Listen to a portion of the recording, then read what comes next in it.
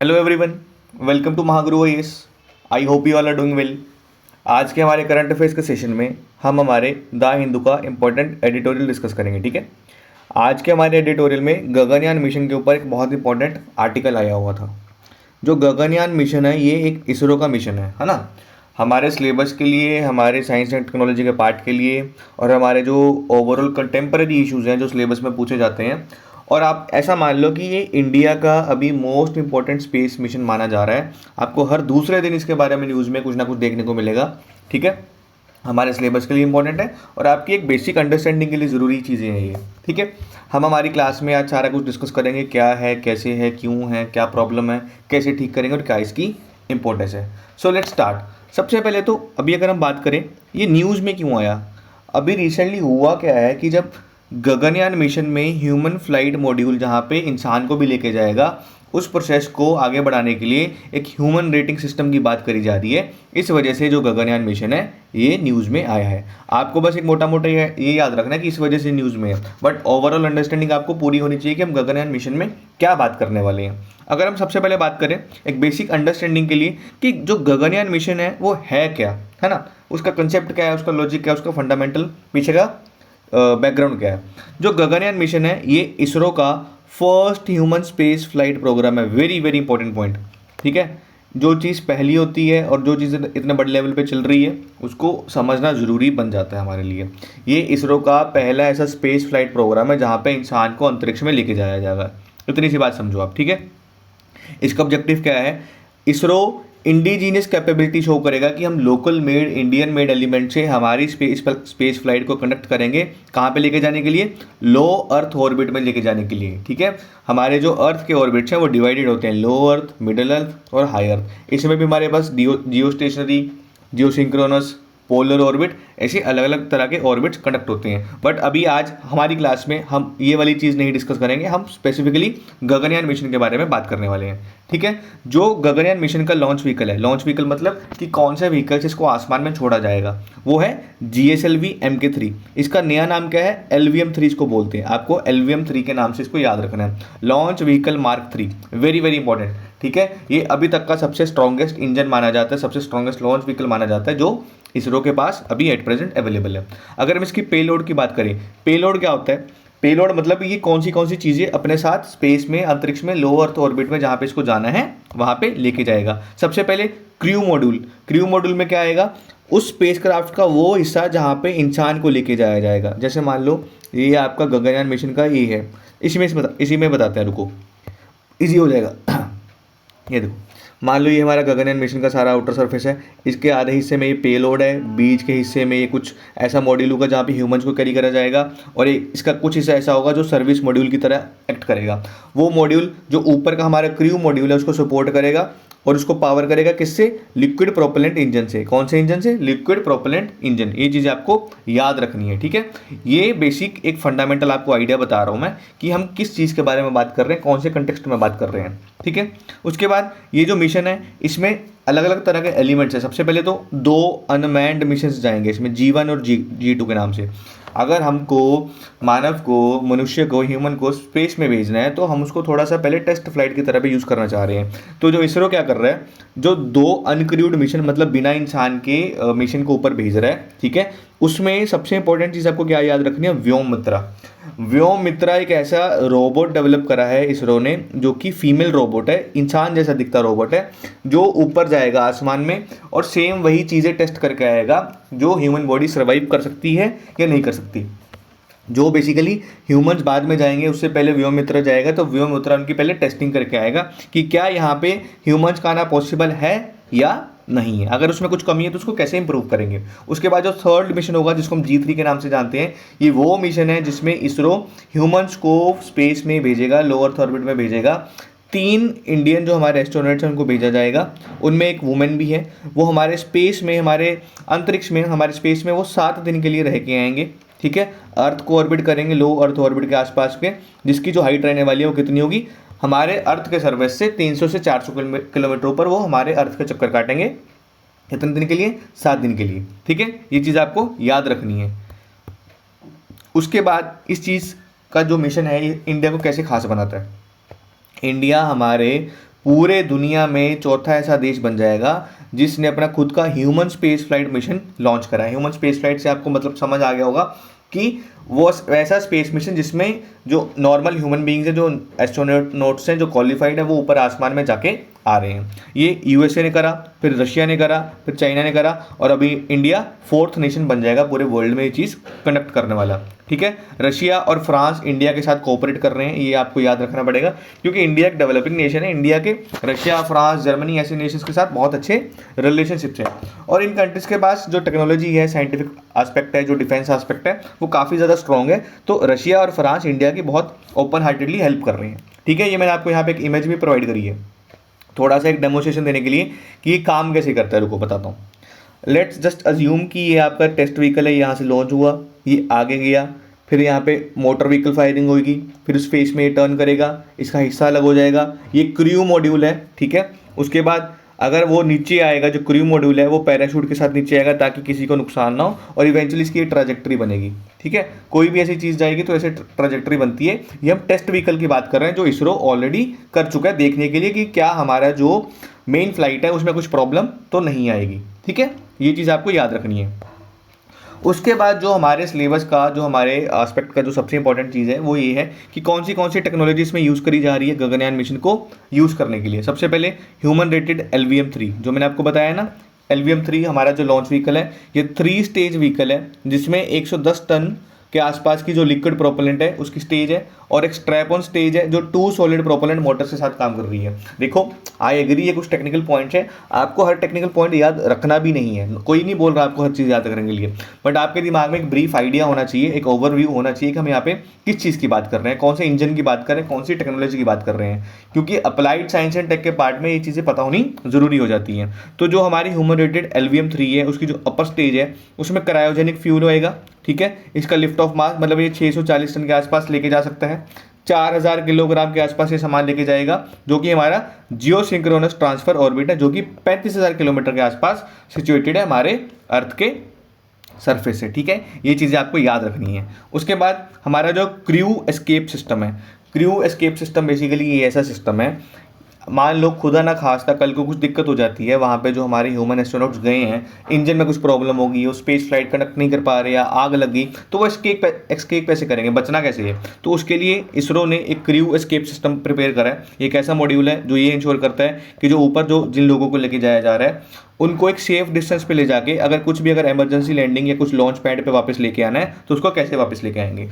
ठीक है, जो गगनयान 1 का जो हमारा मिशन का क्रू है, इसमें कोई भी इन्वायरमेंटल कंट्रोल या लाइफ सपोर्ट सिस्टम नहीं है। ठीक है, ये बात आपको याद रखनी है, क्योंकि अभी हम टेस्टिंग स्टेज में हैं, अभी हम अलग अलग तरह के टेस्ट कंडक्ट कर रहे हैं ताकि पता चले कि कहाँ से कौन सी दिक्कत आ सकती है और इसको कैसे सही करा जाए। ठीक है, जो गगनयान मिशन है ये मेनली ये टेस्ट करेगा, जो फर्स्ट मिशन है जो हमारा, कि क्या जो हमारा क्रू मॉड्यूल है वो वापस से दोबारा हमारे एटमॉस्फेयर में, हमारे अर्थ में, हमारे लॉन्च पैड में दोबारा से एंटर कर पा रहे हैं, नहीं कर पा रहे, कोई हानि नुकसान तो नहीं हो रहा। ठीक है, उसके बाद हमारा थर्ड जो एलिमेंट है वो है टेस्ट व्हीकल अबॉर्ट मिशन। मान लो लेट्स से कोई ऐसी चीज़ हो जाती है कि पूरा का पूरा मिशन ही अबॉर्ट करना पड़ जाता है। ठीक है, तो अब क्या करेंगे। तो ऐसा तो है नहीं कि आसमान में चले गए तो नीचे गिर गए, वहाँ पे इतना पैसा लगा है, इतनी इन्वेस्टमेंट लगी है, ह्यूमंस है उसमें, है ना, हर चीज़ का हमारा उसमें एलिमेंट है। तो हमारे पास जो थर्ड टेक्नोलॉजी है वो है test vehicle single stage liquid rocket, जिसको अबॉर्ट मिशन के लिए, अबॉर्ट मतलब अगर मिशन कैंसिल करना है तो उसके लिए बनाया गया है। ठीक है, ये बेसिकली 17 किलोमीटर के आसपास टेस्ट व्हीकल से सेपरेट हो जाता है और वापस अपने लॉन्च पैड के आसपास जाके गिर जाएगा अगर हमें ये चीज़ कैंसिल आउट करनी है, अबॉर्ट करनी है। ठीक है, ये बेसिक मेरा आइडिया आपको बताने का ये था कि हम कौन सी टेक्नोलॉजी यूज़ कर रहे हैं। ठीक है, मेंस में ये चीज़ ऑब्वियसली काम आने ही वाली हैं, ये ओवरऑल एक कंसेप्चुअल क्लास है, आप प्री को मेन से सेपरेट नहीं कर सकते, है ना। मान लो कल को आपको एग्जाम में पूछ लिया कि हाँ, मेंस में ही पूछ लिया कि what are the technologies associated with the Gaganyaan mission, तो क्या करोगे, बच्चे सिग्निफिकेंस पढ़ के जाएंगे, कंक्लूजन पढ़ के जाएंगे, चैलेंजेस पढ़ के जाएंगे, टेक्नोलॉजी भी तो पता होनी चाहिए। तो हमको एक कॉम्प्रिहेंसिव नॉलेज पे काम करना है, ऐसा हम सेग्रीगेट नहीं करने वाले हैं, और ये हमारा कभी आइडिया रहना भी नहीं चाहिए अगर आपको लॉन्ग टर्म में अपनी मेमोरी अच्छी क्रिएट करनी है। ऑलराइट, अभी हमारे जो पूरी इस टॉपिक का जो सबसे इंपॉर्टेंट चीज़ ये है, जो आपसे पूछ जाने के सबसे ज़्यादा चांस है, वो क्या है, what is the significance of Gaganyaan mission. अगर हमने गगनयान मिशन लॉन्च कर दिया, इतना पैसा लगा दिया, इतने करोड़ों की इन्वेस्टमेंट हो गई, ह्यूमन एस्ट्रोनॉट सेलेक्ट कर लिए हैं, इतने टेस्टिंग हो गई है, हमको क्या फ़ायदा पहुंचा के जाएगा ये, इंडिया देश को क्या फ़ायदा होगा इससे? सबसे पहले to achieve the future technological capability, जो आने वाले भविष्य की जो हमारी कैपेबिलिटी है, जो हमारी शक्ति है, उसको टेस्ट करने का बहुत सी तरीका है, ठीक है।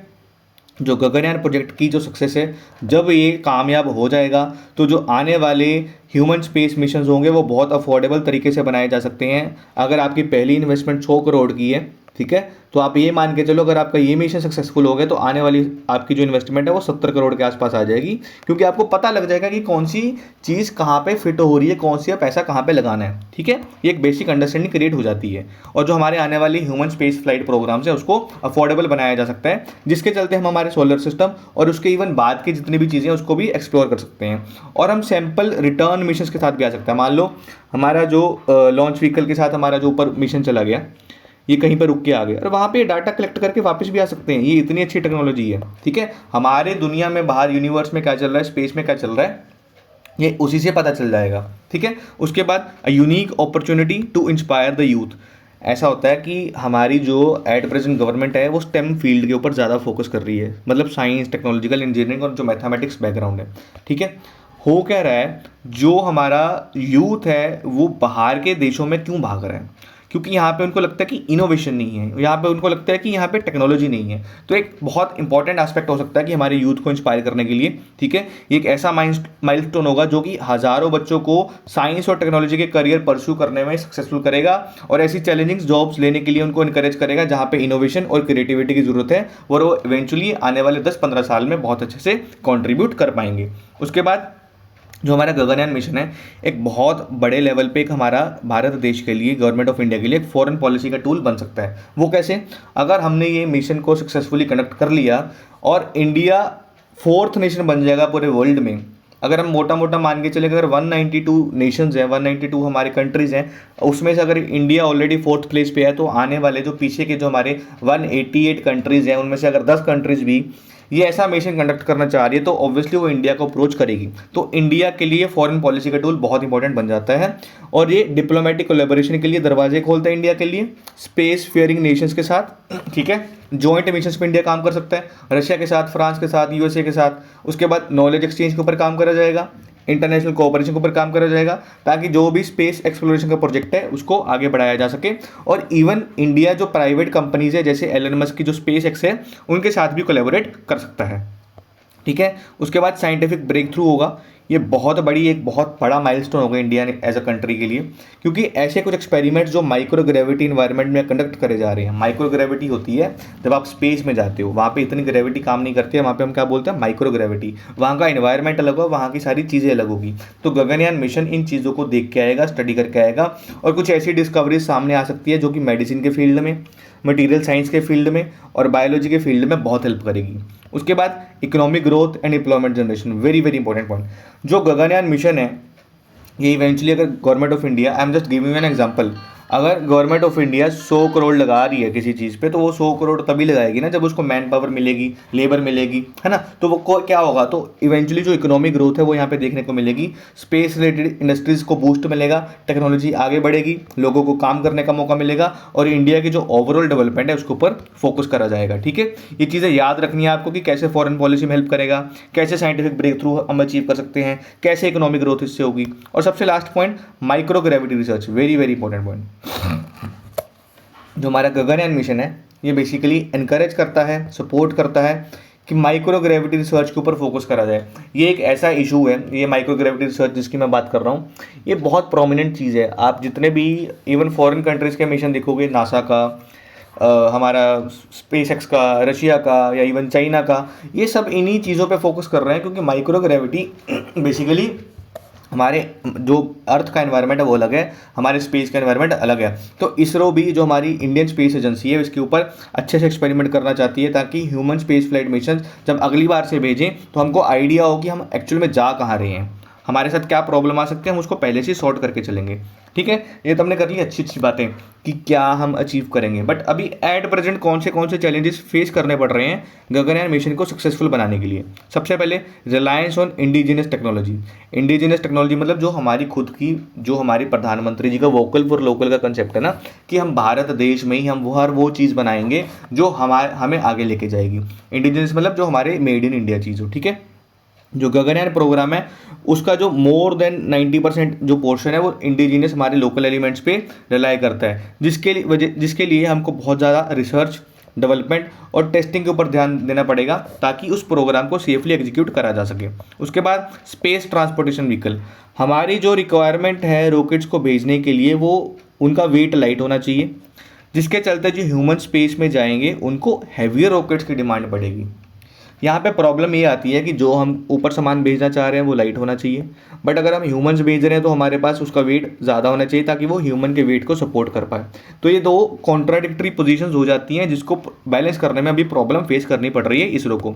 अभी हो कह रहा है इसके चलते जो कुछ कस्टमाइज्ड लॉन्च व्हीकल बनाने की यहाँ पे डेवलपमेंट की यहाँ पे प्रोसेस चल रहा है, जो लोड्स कैरी कर पाएंगे यूजली कॉमन सैटेलाइट से ज़्यादा, जो यूजली वेट होता है वो भी कर पाएंगे, बट ह्यूमंस को भी लेके जा पाएंगे। बट ये अभी भी एक चैलेंजिंग कंसेप्ट माना जाता है कि इसको करना थोड़ा सा डिफिकल्ट हो सकता है। उसके बाद कॉम्प्लेक्स ट्रेनिंग एंड स्टिमुलेशन, इसका मतलब ये हो कि जो एस्ट्रोनॉट्स ऊपर जाएंगे उनका ऐसा तो है नहीं हमने रैंडमली सिलेक्ट कर लिया और उनको बस भेज दिया। इंडिया के पास अभी ऐसा कोई भी मेजर क्रिटिकल स्पेस ट्रेनिंग या सिमुलेशन फैसिलिटीज़ नहीं है जो कि मैंड मिशन मतलब जिसमें ऐसे मिशन जहाँ पे हम इंसान को भेज रहे हैं उसको ट्रेन कर पाए।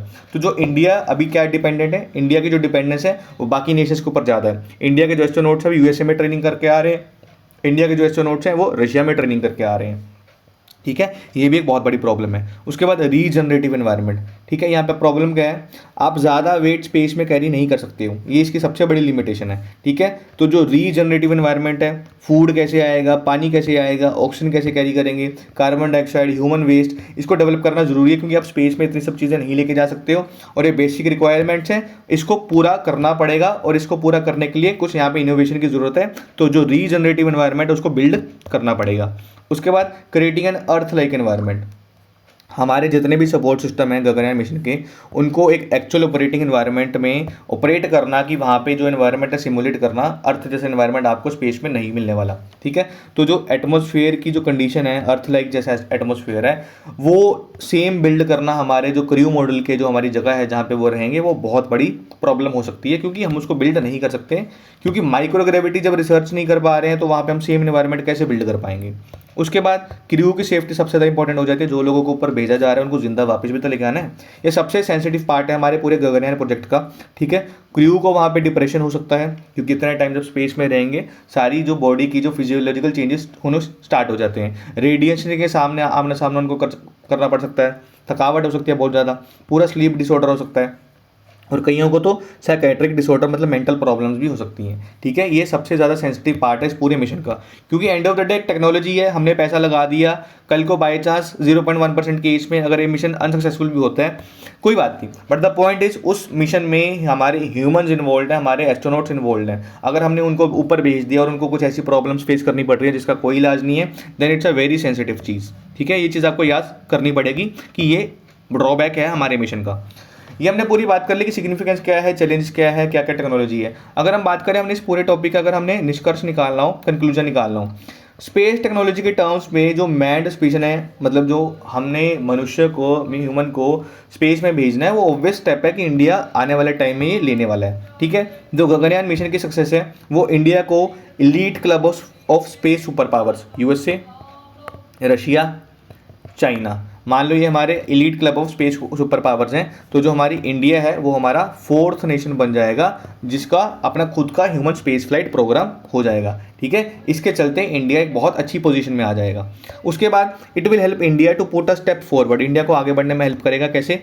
इंडिया अपना खुद का स्पेस स्टेशन भी बना सकता है। अभी जो गगनयान मिशन अगर ये हमने ये सक्सेसफुल कर लिया तो हमको ये समझ आ जाएगा ऊपर ह्यूमन को पहुंचाना कैसे और वो कैसे रह सकता है। अगर हमने ये स्टडी कर लिया तो इंडिया का जो खुद का जो अंतरिक्ष स्पेस सिस्टम, जो उसका खुद का, जैसे इंटरनेशनल स्पेस सिस्टम है ना, जैसे नासा और बाकी कंट्रीज कोलैबोरेट कर रही हैं, इंडिया भी अपना खुद का स्पेस स्टेशन बनाने की तैयारी में है। तो ये मिशन, इस पूरे मिशन के लिए एक अच्छा फीडबैक मैकेनिज्म हो सकता है। इसके जितने भी टेक्नोलॉजिकल चैलेंजेस है उसको ओवरकम करना ज़रूरी है, ताकि हम एक safe successful man space mission create कर पाएँ। और इस पूरी चीज़ के लिए, न्यू टेक्नोलॉजी के लिए इंटरनेशनल कोलैबोरेशन करना बहुत ज़रूरी है। हमने ऑल दो बात करी है कि हम हमारा इंडिजिनियस मिशन करने वाले हैं, आई एग्री, कोई बड़ी बात नहीं है, हम करेंगे। हमारी जितनी चीज़ें हैं वो लोकल हैं, वो मेड इन इंडिया है। बट अगर हमको इंटरनेशनल प्लेटफॉर्म से, जो कंट्रीज ऑलरेडी चीज़ें एक्सपेरिमेंट कर चुकी हैं, वहाँ से अगर हमको हेल्प मिल रही है तो हमको हेल्प लेने की ज़रूरत है, क्योंकि वो टेक्नोलॉजी हमको चाहिए। End of the day humans यहाँ पे जा रहे हैं, इतना पैसा लगेगा तो वो वेस्ट नहीं जाना चाहिए। It needs to be make sure कि वो चीज़ें हम उसको टैकल कर पा रहे हैं, इसके जितने भी चैलेंजेस हैं। Alright, this was all about हमारा गगनयान मिशन की क्या टेक्नोलॉजी है, मिशन क्या है, इसरो कैसे कंडक्ट कर रहा है, कौन सी टेक्नोलॉजी इसमें इन्वॉल्व है, हमारे देश को क्या फायदा होगा, इसकी सिग्निफिकेंस क्या है और इसका नुकसान क्या है, चैलेंजेस कौन से फेस करने पड़ रहे हैं। Alright, this was all about हमारा Gaganyaan mission. I hope you got my point. Thank you so much.